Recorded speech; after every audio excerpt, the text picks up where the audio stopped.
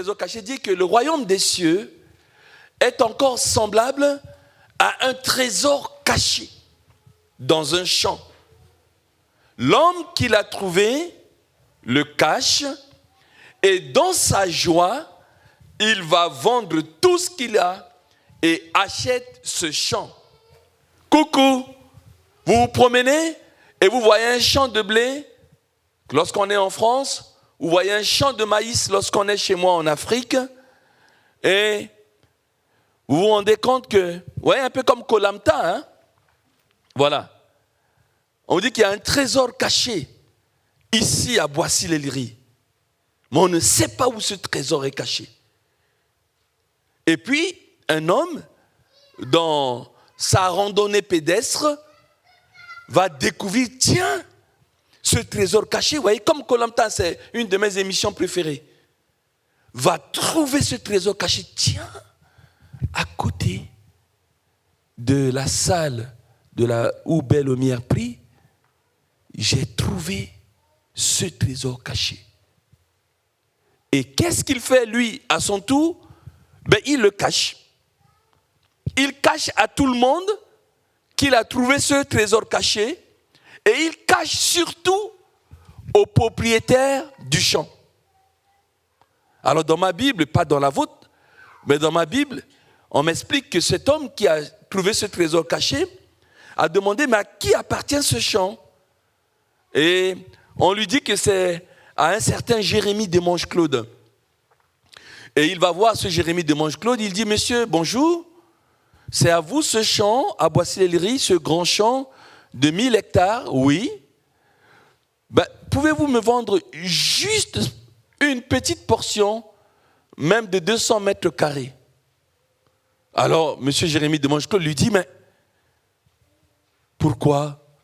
Il dit, oh, j'en veux, je me promenais. Parce qu'il s'est dit qu'il l'a caché. Hein. Il dit, j'ai vu cet endroit, je vais l'acheter. Alors Jérémie Desmanges-Claude ne comprend pas. Il dit, écoutez, si je dois vous le vendre, il y aura 2 choses à vendre. C'est expliqué comme ça dans ma Bible. Alors le monsieur dit, mais oui, mais vous voulez vendre quoi? Mais déjà, le blé là, sur 200 mètres carrés, si je le vendais, ça allait me rapporter 1000 €. Donc, si vous me dites de vous le vendre maintenant, je vais perdre la vente de ce blé-là, le moment venu, donc, il y a déjà 1000 €. Êtes-vous d'accord à ce prix? Oui. Et puis ensuite, il y a le terrain, là où j'ai planté le blé. Parce que je le plante cette année, l'année prochaine, je vais le planter, l'autre, donc, je vais vous vendre aussi le terrain. Mais ça coûte cher, monsieur. Parce que le terrain, ça, là, c'est 100 000 €. 100 000 €. Juste le blé, c'est 1000. Mais le terrain, c'est 100 000 €. Je ne sais pas ce que vous voulez faire avec. Est-ce que vous voulez construire une maison? Vous voulez continuer à planter aussi le blé? 101 000. Et le texte dit, dans sa joie, il va commencer à compter. Est-ce que j'ai un appart? Est-ce que j'ai une voiture? Est-ce que j'ai une montre en or? Mais bref, il va vendre tout ce qu'il a. Tout ce qu'il a pour acheter ce champ. Coucou. On voit que ce monsieur veut acheter ce champ. On peut même trouver bizarre qu'il achète un champ dans un endroit excentré. Mais qu'est-ce qu'il veut bien faire avec cette portion? Voilà. Monsieur Desmanges-Claude va en parler à son épouse Rovane. Il dit à un client là, je ne comprends pas, je n'avais même pas l'intention de vendre ce champ, mais il tient à acheter cette portion, je ne comprends pas. Et Madame Desmanges-Claude lui dit, mais de toute manière, nous, ça nous apporte 101 000 €. Hein. Ensuite, on a 1000 hectares, juste 200 mètres carrés. Voilà. Je vois déjà mon chéri va sortir une Maserati, neuve, etc. et tout. Et puis notre projet immobilier, alléluia, tu es un homme de foi. Tu as demandé à l'église de prier pour ça, pour une accession à la propriété. On a déjà un encouragement. 101 000 €, on peut déjà le témoigner. Oui, Desmanges-Claude et son épouse ne disent même pas Amen. Alors que je suis en train de les bénir. Hein? Voilà. Et donc, ce monsieur va acheter. Parce qu'il sait qu'il y a un trésor caché là-dedans. Et Jésus dit que le royaume de Dieu est semblable à un trésor caché. En fait, quand tu trouves Jésus, tu dois savoir qu'il est un trésor caché. Si tu ne le sais pas, comme disent nos sœurs et les frères qui ont témoigné ici, eh bien, nous allons être dans nos problèmes, dans nos besoins, et nous n'allons pas prendre conscience que c'est un trésor caché. Vous voyez? Si on va voir encore une histoire du verbe vendre, on va au Matthieu 19, on reste dans Matthieu, on va au Matthieu chapitre 19, verset 16. Et là aussi, on voit quelqu'un qui, lui, s'approche de Jésus et dit, « Maître, que dois-je faire de bon pour avoir la vie éternelle ?» Il n'avait pas encore la révélation que c'est un trésor, que maître, celui qu'il appelle maître, constitue un trésor caché. Alors, on continue, verset 17, verset 18, verset 19, on va aller jusqu'au verset 21, je crois. Verset 17, il va lui dire quelque chose. Jésus répond, « Pourquoi m'interroges-tu sur ce qui est bon? Un seul est le bon. Si tu veux entrer dans la vie, observe les commandements. » Lesquels, lui dit-il, lesquels? Tu ne tueras point, tu ne commettras point d'adultère, tu ne déroberas point, tu ne diras point de faux témoignages. Nous continuons au verset 19. Honore ton père et ta mère, et tu aimeras ton prochain comme toi-même. Nous continuons. Le jeune homme lui dit, étonnamment, j'ai observé toutes ces choses. Vous voyez que nous pouvons obéir à Dieu sans avoir la révélation que ce Dieu auquel nous obéissons constitue un trésor caché. C'est le message d'aujourd'hui. Il a obéi à tout. Et il dit, mais que me manque-t-il encore? Que me manque-t-il encore? Je suis un obéissant. Dans un monde où dans les églises, nous ne sommes que des désobéissants. Pas vous, mais moi. Mais là, on trouve curieusement quelqu'un qui, lui, n'a pas de problème avec l'obéissance. Déjà, avant d'aller plus loin, je vais te signaler, toi qui penses que c'est difficile d'obéir à Dieu, mais tout le monde pêche, non? Qui obéit vraiment à Dieu? Eh bien, voilà un cas. Il y avait des gens, ils n'ont aucun problème avec l'obéissance. Hein? Ils aiment l'obéissance. Alléluia. Tu n'as jamais dit j'aime l'obéissance. Mais oui, lui, il aime l'obéissance. Ça ne lui pose aucun problème d'obéir. Mais il pose la question, mais que me manque-t-il encore? Nous continuons, verset 21. Jésus lui dit, si tu veux être parfait, va, vends ce que tu possèdes, donne-le aux pauvres, et tu auras un trésor dans le ciel, puis viens et suis-moi. Et là, le verset 22, vous voyez?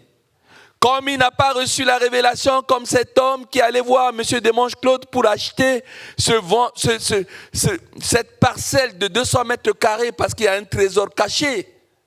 Comme il n'a pas reçu cette révélation, il a encore son cœur dans ses grands biens. Il ne sait pas que l'homme qui est en train de lui parler est un trésor caché qu'il ne peut pas comparer à ses grands biens, je le répète encore pour une meilleure audition. Il ne sait pas, il n'a pas reçu la révélation que tes grands biens que tu as, je ne sais pas s'il a 1 milliard ou si c'est bien, c'est comme M. Bill Gates, mais ça ne peut pas être comparé à Jésus. L'or et l'argent appartiennent à Jésus. C'est le trésor caché. Et il dit, va, vends tout ce que tu as, tout. Et toi, tu viens et me suis. C'est une des conditions du disciple. Renonce à tout. Renonce même à tes grands biens. Et suis-moi. C'est la condition du disciple. Tu ne peux pas être disciple sans pour autant que tu réalises que Jésus que tu sers, Jésus que tu adores, Jésus que tu loues, Jésus dont tu te réclames être disciple, mais entre guillemets, mais pas vraiment disciple, est un trésor caché. Alors qu'est-ce qu'il fait? Il s'en alla tout triste parce qu'il avait de grands biens. Ça, c'est vraiment la quintessence du message que le Saint-Esprit veut t'apporter ce matin pour te permettre de faire cette auto-évaluation. Comprenons cela. Maître. Il dit maître. Et le Saint-Esprit me dit, mais nous appelons Jésus maître et nous ne savons même pas ce que c'est qu'être maître. Vous savez ce que c'est qu'être maître? Moi, je discutais cette semaine avec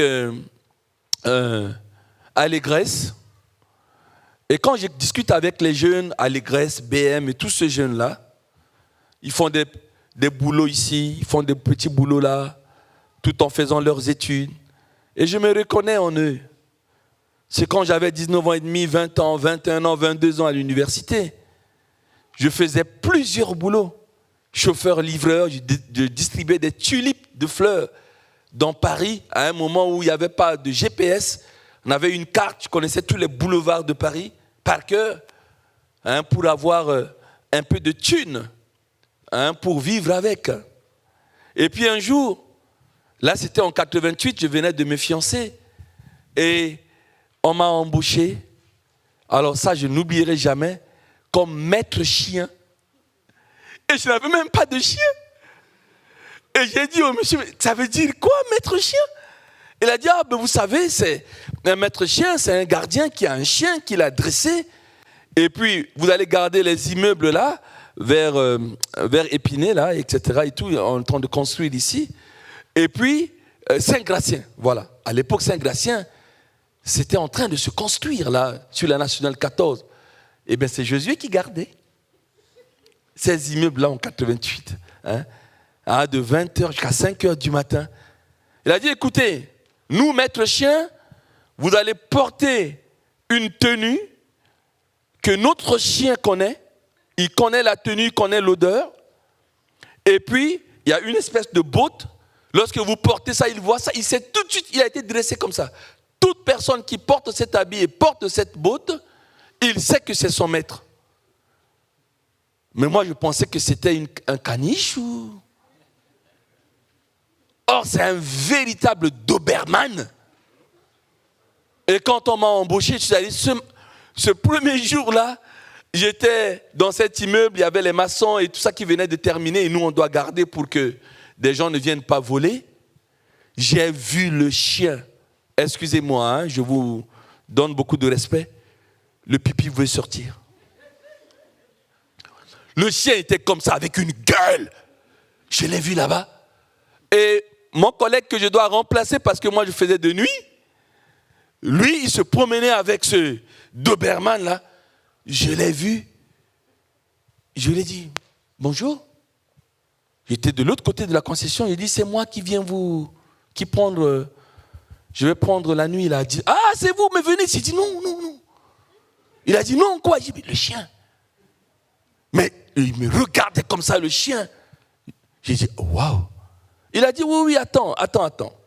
Il est allé enchaîner le chien. Il vient, il a dit, alors jeune homme, rentrez. Il est rentré. Il a dit, bon voilà, il y a 2 tenues, comme vous êtes grand, portez ça d'abord. Alors quand j'ai porté la tenue, mon cœur, bam. Il a dit, écoutez, n'ayez pas peur, dès qu'il vous voit, vous êtes immédiatement son maître. Et mon épouse n'a jamais oublié ma fiancée à l'époque n'a jamais oublié parce que elle va voir. On a bourlingué avec toi. Comment il s'appelle ce chien? Bunk. Le chien il s'appelle Bunk. Alors le monsieur m'a dit, avec la tenue, avec la botte, si vous dites Bunk, vous devenez immédiatement son maître. J'avais le battement de cœur. Or, on m'apprenait à être maître.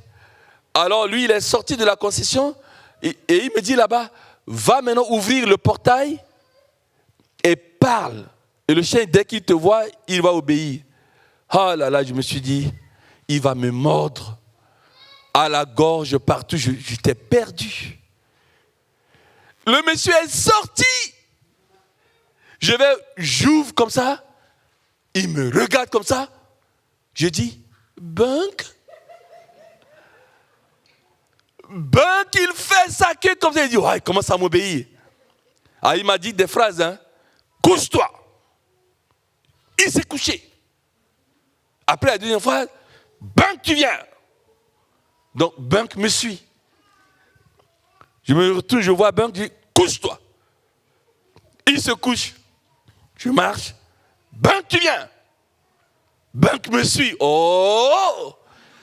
J'ai reçu un pouvoir. Je suis devenu maître. Et plus tard, parce que j'étais un peu crapule, eh bien, j'ai fait peur à ma fiancée. Quand elle a vu, j'ai dit non, il n'est pas. Bunk, tu te couches. Attention, c'est la fiancée. Bunk, tu viens. Bunk, couche-toi. Bunk, arrête. Mais il me suit au doigt et à l'œil et à la voix. Et vous savez, est-ce que vous savez que Jésus est un maître chien? Est-ce que tu as réalisé qu'en tant que disciple, tu es un chien? Non? Tu n'as jamais lu ça? C'est parti, Matthieu 15. On va à Matthieu 15.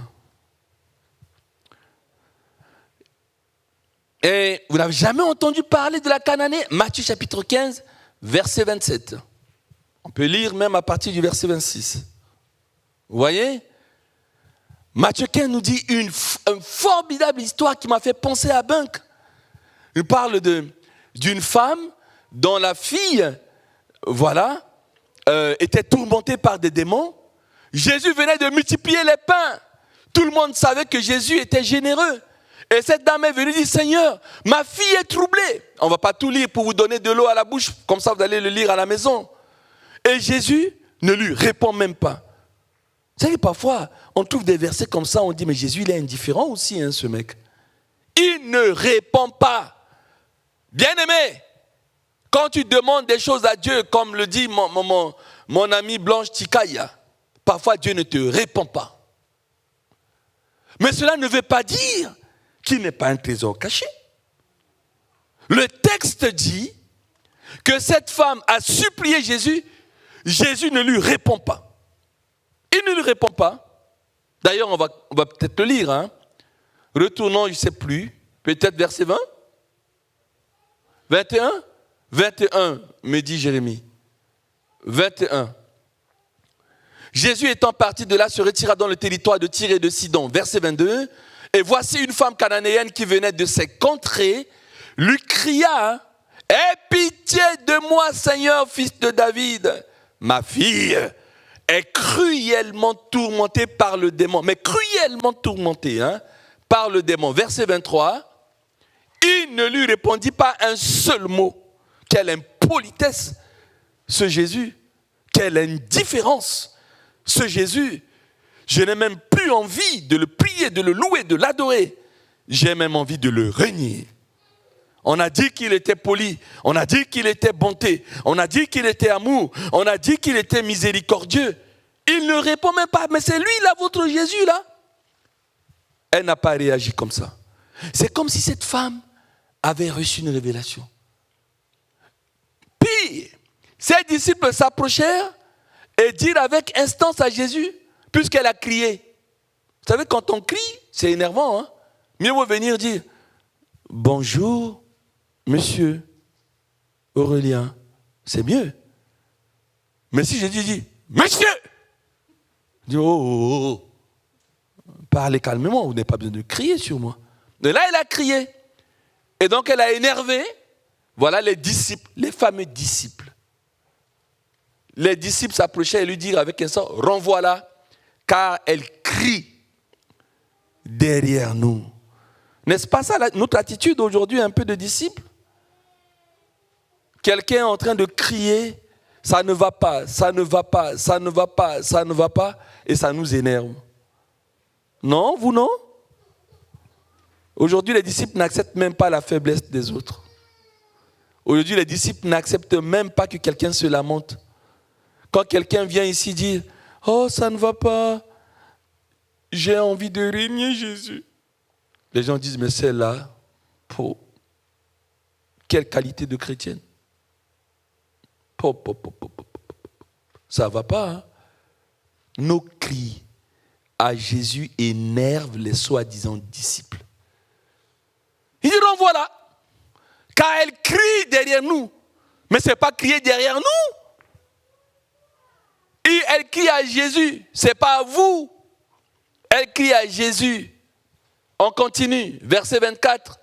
Il répondit, et Jésus répond, comme c'est une Cananéenne, lui s'adresse aux Juifs, il dit, je n'ai été envoyé qu'aux brebis perdues de la maison d'Israël. Waouh! Non seulement elle le découvre pas sympa, elle la découvre indifférente, ou alors elle peut la découvrir indifférente, mais elle le trouve raciste. S'occupe que des Juifs, des maisons d'Israël. Et les autres alors? Et les autres? Vous voyez, la Cananéenne est une préfiguration de nous tous qui ne sommes pas juifs. Déjà là. Une préfiguration, déjà, de ce qui va se passer dans Acte 10, quand Pierre vient justement pour prêcher pour la première fois aux païens. Cette Cananéenne, elle est là, et Jésus non seulement ne lui répond pas, mais au moment où il ouvre la bouche enfin, il dit un propos raciste. Il dit, je n'ai été envoyé qu'aux brebis perdues de la maison d'Israël. Nous continuons. Verset 25. Mais, au lieu de s'en aller, de quitter Jésus, elle vint se prosterner. Prosterner, c'est pas se mettre à genoux. Prosterner, c'est qu'avec ta chemise, avec toi, tu te mets directement, tu te couches carrément, et elle se prosterne devant lui. Devant lui, Coucou, ne tiens pas compte des gens qui se disent chrétiens, disciples, etc. et tout. Adresse-toi à Jésus. Adresse-toi à Jésus. Elle a énervé déjà les disciples. Et là, elle fait comme si les disciples n'existent pas. Elle se prosterne directement devant Jésus. C'est avec Jésus, cette relation verticale. On insiste, ce culte personnel, ta relation, elle doit être verticale, directement avec Dieu. L'horizontal, il faut être enseigné dessus, parce que l'horizontal peut être nocif. L'horizontal, avec les frères et sœurs, peut être décourageant. L'horizontal, avec les frères et sœurs, peut vraiment détruire même ta foi. Tu ne dois pas fonder ta spiritualité sur la manière que les uns et les autres se disant disciples, jugent la tonalité de ton intercession, ton cri à Dieu, ta plainte à Dieu, ta sollicitude à Dieu.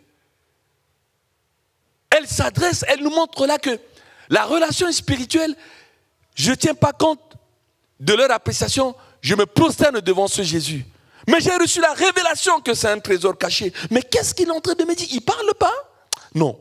Il est en train de faire quelque chose là. Moi, je crois que cet homme-là n'est pas comme ça. Vous voyez, quand vous avez une révélation sur quelqu'un, même s'il vous manque de politesse, vous dites non, je sais qu'il n'est pas comme ça. N'est-ce pas ça? Mais voilà. Je vais faire quelque chose, quelqu'un va dire, oh là là, mais qu'est-ce qu'il est méchant. Ma femme qui me connaît va dire, chut, il n'est pas méchant. Continue. C'est pas comme ça les femmes disent souvent aux enfants.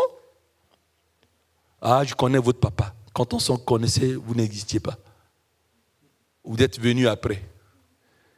Tu le vois comme ça là, mais il est très gentil, papa. Dis rien, tais-toi. Et il va faire quelque chose. Il te donnera cette poupée, il te donnera ce ballon, il te donnera ce bonbon rouge. C'est pas parce qu'il ne répond pas. Mais familialement, il y a beaucoup d'exemples comme ça. Papa, achète-moi un ballon. Il retourne, il ne répond même pas à l'enfant. Il part. Est-ce que l'enfant va dire, maman, papa n'est plus mon ami? Non. Il va dire, mais tu as parlé à ton père ou non? Oui, mais il a écouté. Pourquoi tu veux qu'il acquiesce? Pourquoi tu veux qu'il fasse, voilà? Il hoche la tête.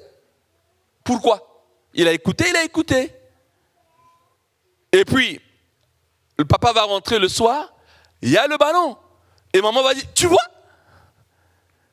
tu étais en train de perdre la foi parce que papa ne t'a pas dit un grand oui ou etc. et tout. C'est un gars expérimenté. S'il te dit oui et qu'il n'a pas eu le temps d'aller à Auchan parce qu'il ne s'est pas vacciné, par conviction, hein, on n'impose rien. Mais il ne peut pas avoir accès donc, au marché pour avoir le ballon, mais il va attendre faire son test, maintenant c'est 24 heures, et il va aller rentrer acheter le ballon pour demain. C'est pour ça qu'il ne peut pas te dire oui. Mais il a écouté. Il connaît le timing. C'est le maître du temps. Il sait à quel moment le kairos, son temps d'intervenir dans le temps humain, eh bien, il sait à quel moment son kairos va venir. Ne le juge pas parce qu'il se tait. Ne le juge pas par son attitude. Et cette dame a compris. Verset 26, Krioni. Il répondit, Jésus encore, mais non seulement il s'est montré indifférent, raciste, mais là, il est insultant. Il répondit, il n'est pas bien de prendre, madame, il n'est pas bien de prendre le pain des enfants et de le jeter aux petits chiens. Mais sérieusement, cette dame devait partir.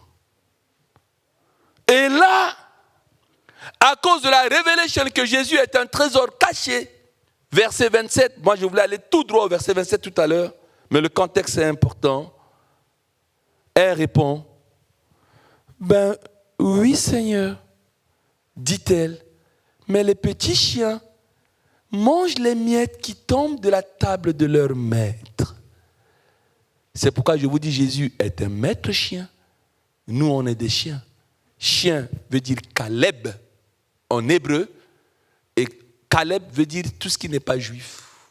Tout ce qui est païen. Ça n'a rien de voir d'insulte. C'est des mots. Le mot qui veut dire chien, en hébreu, veut dire tout le peuple en dehors des juifs. Caleb. Chien. Les Anglais disent dog. Hein? Chez moi, on dit mbo. Voilà. C'est comme ça. Hein? Le français, il dit chien. C'est comme ça. Hein? Mais là, on découvre que finalement, en tant que disciple, je suis un petit chien. Et je suis fier de manger les miettes. Et on va voir au verset 28, le verdict de Jésus. Alors Jésus lui dit, femme, ta foi est grande. Oh, alléluia. Qu'il te soit fait comme tu veux. Et à l'heure même, sa fille fut guérie. S'il vous plaît, voyez-vous le processus, parce que la parole est écrite pour nous servir d'exemple, depuis la demande de cette dame avec insistance, avec cri. Fils de David, aie pitié de moi. Relisez à la maison pour que cela augmente votre foi. C'est là où on voit que la parole est comme le miel, plus que le miel à notre palais. Il est bon de méditer la parole de Dieu, car la foi vient de ce que l'on entend. Si tu ne médites pas la parole de Dieu, alors comment feras-tu dans ce monde enténébré, dans ce monde où on n'est pas encore dans le paradis de Dieu, dans ce monde de combat, où nous devons vivre avec la foi. Le juste vivra par la foi. Il faut lire la parole. Et tu vois comment, à partir de quel moment, petit A, elle vient, petit B, même le temps qu'elle a utilisé énerve les disciples de Jésus. Petit 3, l'indifférence de Jésus. Petit 4, la réponse raciale, raciste de Jésus. Petit 5, la réponse insolente, insultante de Jésus, la traitant de petit chien. Et puis ensuite, elle se prosterne et adore. Ouh, toi, Dieu n'a pas encore répondu à toi que tu ne chantes même pas. Tu n'adores même pas. Posez la question à ces leaders-là. Moi, j'aime bien les entendre dans la semaine. Ça a été le culte. Ah, pasteur, c'était lourd. Ah, comment ça lourd? Ah, je ne sais pas. On avait du mal d'entraîner l'église, c'est pas... Alors ils sont en train de dire, écoutez-les quand ils parlent. Ah, même si vous avez des problèmes, Jésus est là, il est le roi des rois. Je ne sais pas, oui, même s'il n'a pas répondu à tes problèmes, Jésus, il est là, mon frère, ma soeur, crois en lui. Mais ils bossent, hein. Moi, quand je les vois, je dis, mais ils font le boulot plus que les pasteurs, ces gens. Ces leaders de chant. C'est difficile. Mais faute de connaissance, on périt. Lis la cananéenne, ne fût-ce que la cananéenne. Regarde comment elle s'y est prise. Et puis, entre parenthèses, quand même, je vais vous parler franchement. Entre nous. Vous savez ce qu'on appelle miette chez un roi? Non, mais soyons sérieux. Déjà, nous-mêmes, ici, moi, simple salarié, parfois je vais au restaurant, on me sert un repas, je n'ai même pas goûté, je dis, bon, j'en veux pas, poubelle. On vit dans un monde de consommation, non? Mais les miettes chez un roi, mais c'est plus que du saumon, c'est plus que de caviar. Non mais ouvrons les yeux. Et vous pensez que les miettes au palais de l'Élysée, c'est les mêmes miettes que chez moi à Saint-Christophe? Les miettes? Oh là là! Je me rappelle ça, je demande pardon à Dieu, hein? À ces crapules. Nous étions dans cet internat avec mes collègues et on marchait comme ça sur peut-être 1000 mètres pour atteindre notre lycée, de là où nous étions à l'internat, dirigé par des Allemands de l'Ouest. Et dans ce foyer protestant, quand on marchait ici, il y avait un pâté de maison où il y avait des blancs. Alors la notion de blanc est très importante pour un petit Africain, parce qu'un blanc, c'est quelqu'un qui est riche. Il n'y a pas de blanc immigré. D'abord, c'est interdit de les appeler immigrés, on les appelle des coopérants. Alors qu'ils sont allés travailler, c'est des vrais immigrés. Mais on dit que c'est des coopérants. Mais moi, noir, je viens ici, on m'appelle immigré. En fait, je fais la parenthèse. Hein? Jamais coopérant. Hein? Donc, ces coopérants blancs-là, ils avaient des signes extérieurs de richesse. Grande maison, des gardiens, belles voitures, et clôturés toujours. Et quand on marche là, les élèves, on voit le pâté des maisons des blancs avec des gardiens noirs. Et nous, crapules, enfin binois, avec mes collègues, quand on passe là, on voit ces gardiens-là, on ne les appelle pas chez nous des gardiens, on les appelle des boys. Mais c'est un sens péjoratif. C'est très péjoratif. Et donc, quand on voit, et puis c'est des papas, hein, qui ont l'âge même de mon père. Quand on les voit, on dit, hey, boy! Hey, tu es boy, non? Tu es boy des blancs. Et là, soit il vient avec un petit morceau de bois pour nous taper, et puis on fuit. On fuit, on dit, oh, boy. On s'en va. On a l'habitude de le faire. Et un jour, là, je n'oublierai jamais, il y a un boy là, il n'est pas comme les autres, il ne veut pas nous taper. Donc je suis parti, avec mon ami, on a dit, et là, il me rappelle toujours, celui-là, il est devenu expert comptable, il me le rappelle toujours. Il a dit, je te rappelle. Et pourquoi il me l'a dit? Parce que je suis arrivé en France, et 2 ans après, il est venu, et nous étions dans un restaurant à Paris. Et puis, il a dit, c'est quoi? Je vais vous dire, c'est quoi?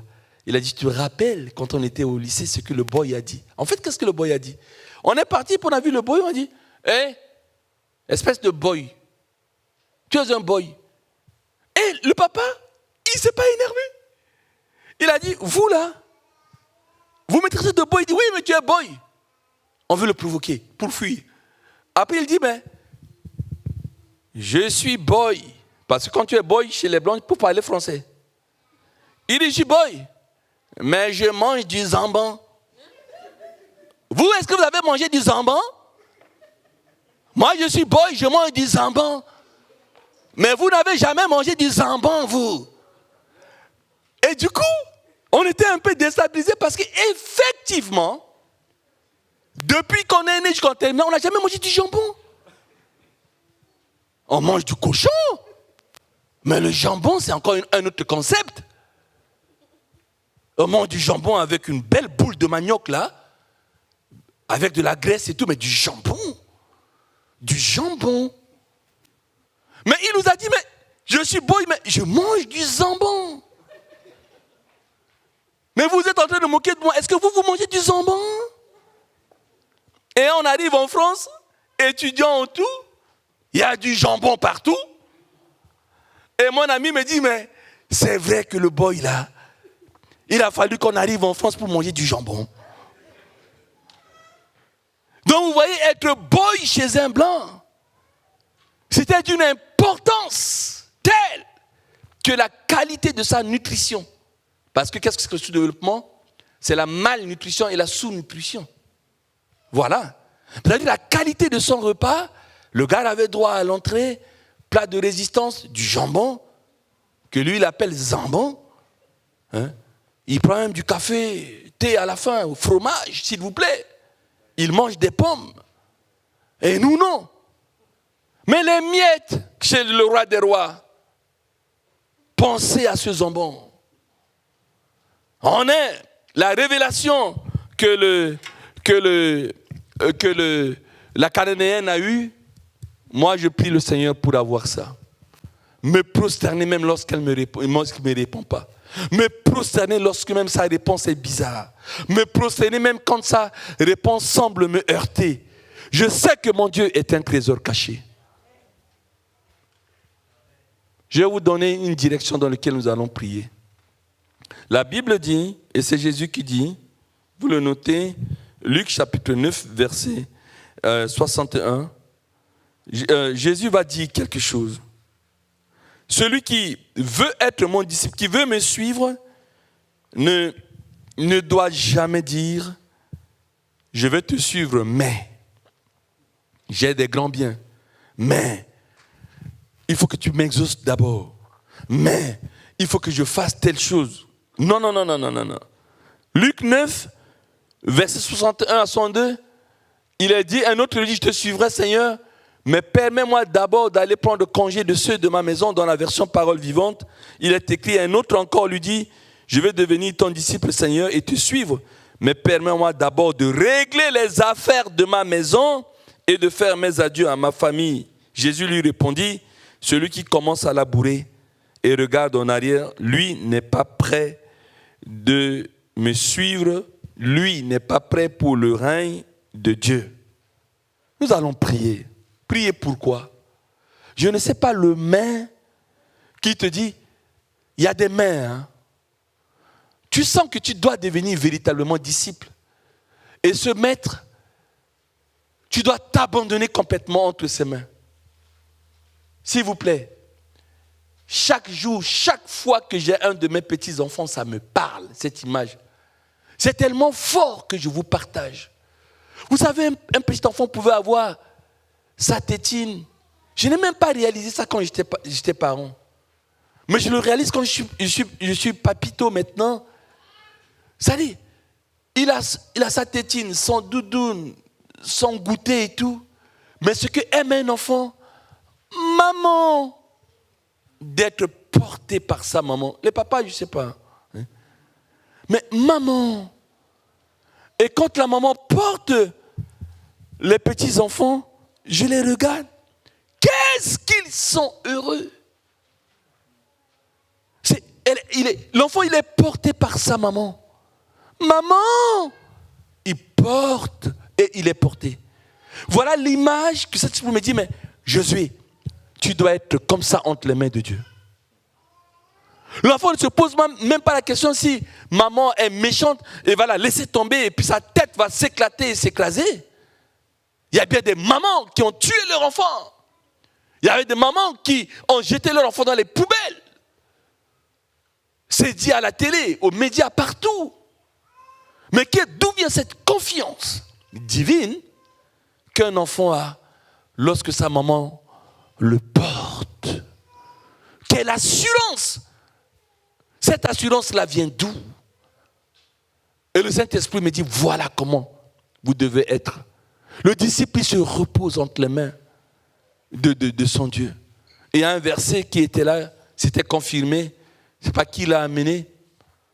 Psaume 37, là, verset 5. C'était Évangéline. Voilà, ça confirmait tout ce message. Hein? Recommande ton sort à l'Éternel. Mets en lui ta confiance. C'est-à-dire, laisse-toi porter par lui. Entre ses mains. Réalise que c'est un trésor caché. Sinon, tu ne peux pas être un disciple. Il ne faut pas qu'il y ait des mains. S'il m'exauce, mais il faut que je règle ça d'abord. Mais, non. Laisse-toi porter. Les affaires de ta maison, mais c'est avec Jésus que tu dois les régler. Accepte-le d'abord. Deviens son disciple. Il est ton maître, tu es son petit chien. Vous savez, quand je suis allé en Martinique, je suis allé lire le livre noir. Je me suis instruit, jamais j'ai été instruit comme ça dans cette bibliothèque pour lire l'histoire de l'esclavage. Mais attention, quand on dit je suis esclave volontaire de Jésus, je suis sécurisé. Parce que tu ne touches pas à l'esclave de quelqu'un. Son maître te fait problème. Le maître chien, il achète cher son chien. Il le soigne, veto, c'est son entreprise, son chien. Et il vit avec, il marche avec. Regardez dans les trains, un maître chien avec son chien. Mais c'est précieux, c'est une source de revenus même pour lui. Ayons un maître. Quand tu dis Seigneur, tu es mon maître, ça veut dire que celui qui me touche à mon maître. C'est mon maître qui me protège. C'est mon maître qui me nourrit. C'est mon maître qui va me vêtir. C'est mon maître qui m'amène chez le veto pour me soigner. J'appartiens à mon maître. Un esclave n'a pas besoin d'acheter une maison. Le savez-vous? Un esclave, il n'achète pas de quoi à manger. Un esclave n'achète pas un champ. Il vit chez son maître. Et nous, on est cet esclave qui ne veut pas dépendre du maître. Mais comment auto-évaluons-nous? Tu es vraiment disciple. Le disciple, il est là. Quelle que soit la réponse du maître, il lui fait confiance. Le maître lui dit, banque, à droite, il va à droite. Banque, couche-toi, il se couche. Banque, recule, il recule. Banque, ne crie pas. Banque, n'aboie pas. Banque, ne fait pas ceci. Et nous, notre maître nous dit, Josué ne veut pas à droite. Oh, mais je suis humain, non? Toi, tu es Dieu. Mais tu me comprends, non? Josué, arrête-toi. Je cours. Josué n'a pas poids. J'aboie. Oh, mais Dieu me comprend, non? Mais quelle qualité de chien suis-je? Ai-je un maître sur moi qui me dompte, qui me dirige et qui m'ordonne, qui me canalise? C'est cela. On croise un chien, même son maître qui est là sans être un maître chien, on dit, pourquoi vous n'avez pas tenu, on laisse votre chien? Non. Hey, couche-toi. Et le chien se couche. Te laisse passer. Il a de l'autorité là-dessus. Si Dieu n'a pas d'autorité dans ta vie, c'est ton caractère qui te commande. C'est ce que tu es qui te commande. Ton moi. Tu as encore 5 mois. En réalité, tu n'as que 5 secondes parce que si tu entends la voix de Dieu aujourd'hui, n'endurcis pas ton cœur. Tu ne sais même pas si tu vas vivre demain. Je ne maudis personne, mais c'est la parole qui est comme ça. À chaque jour suffit sa peine. Si je dois faire les ajustements à Dieu, je le fais maintenant. J'écoute la parole, je mets la foi et je m'avance. Celui qui croira et qui sera baptisé sera sauvé. S'il vous plaît, ce texte-là, je l'ai partagé avec une amie, une nouvelle amie, oh là là, que je kiffe de ouf. Je disais, mais ce texte dit, celui qui croira et qui sera baptisé sera sauvé. Ce texte ne dit pas, celui qui croira et qui ne fera aucun péché, qui se sanctifiera, qui sera parfait comme ce jeune homme riche, sera baptisé. Ce texte ne dit pas ça. C'est-à-dire que si tu crois en Dieu, que tu existes par un créateur qui t'a forgé dans un lieu secret, tissé dans un lieu secret et qui t'a mis dans le ventre d'une femme pour que tu naisses, baptise-toi. Celui qui croira et qui sera baptisé sera sauvé.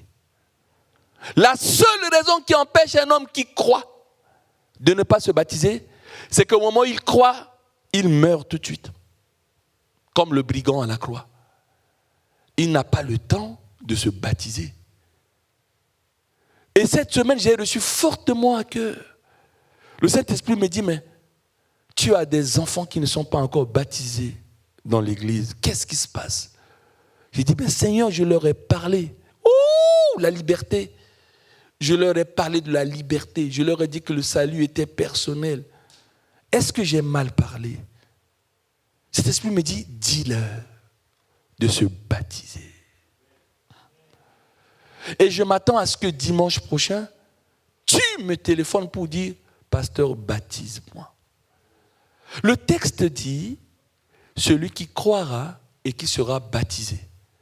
Ensuite, cette bonne conscience, le fait de faire un pas après pas, un pas après pas, tu le fais avec Jésus. Pour ne pas pécher, pour ne pas attirer le Saint-Esprit. Tu ne peux pas le faire seul. Mais si tu attends, régler tout ça, non. Celui qui croira et qui sera baptisé. Tu as cru et tu es vivant et tu ne veux pas te baptiser. Il y a un problème. S'il vous plaît, je pleure, baptisez-vous. Le reste, ensemble, nous compterons sur Dieu pour marcher de progrès en progrès. De progrès en progrès. 55 ans, moins 12, ça me fait aujourd'hui 43 ans de baptême. C'est ma femme qui m'a informé, dit, monsieur, je constate que tu deviens patient. Hein? Et j'ai dit, ma femme, je n'ai jamais aimé ce fruit de l'esprit. J'ai demandé l'amour, la joie, etc. Mais la patience, je ne l'aime pas. Mais si je commence à avoir la patience, alléluia, je vais être comme Moïse, l'homme le plus patient. Voilà. Et maintenant, j'aime être patient. Mais la patience a des limites. Dieu est patient avec toi. Ne tire pas trop sur la corde. Ne tire pas trop. C'est ça ma peur. Tu crois, tu n'es pas baptisé. Tu as la possibilité de baptiser, tu ne te baptises pas. Mais si aujourd'hui quelque chose t'arrive, tu meurs. Que dit le pasteur? Il a cru, il n'est pas baptisé. Est-il sauvé? Question mark. Point d'interrogation. Voilà. Tac. Attention, hein. Pouvons-nous lever à notre place?